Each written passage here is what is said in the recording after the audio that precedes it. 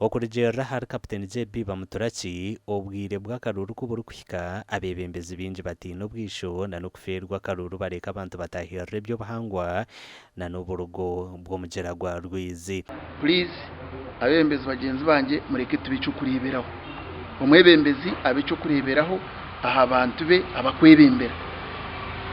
nico bakutera mu ntebe ezo bwebembezi kuranga twayamba abantu bitu n'abeshengereza obwire bwona tugumize mu turwana kurangwa ibishara bitu tubabitigana sabantu. Okurabura kwa Tumusime nukwija ho hahwireho ebiro bice ekitongole kya National Water and Sewerage Corporation kyerize kurabura ngu omugyera gwa Rwizi gubasa kuhwerekera okugurinda kw'abakutungirwe mu amani konka abo kugira ngo tutahirire ebyobuhangwa hata mizo mu mugyera tine cyo gakwata amize nagara umuzo ko gagara mu kabasi yari kurugamba yakaniza Kampala ayinde gambera omugyera ogu tugwine mizi kagwina mizi mingi kandi gwagwizwire nangwa na hati ngukora 6 meters depth konka yingambire saeji waguranzya it is less than a meter. Eki nkimanyisa ngu twatunga omushana gukumara emyezi ebiri nza kuba tine n'itondo lya mizi.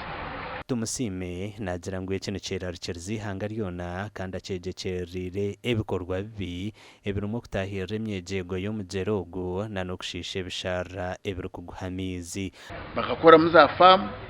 abo kutera amatafari abo kutimba mu mushenyi tutera omuranga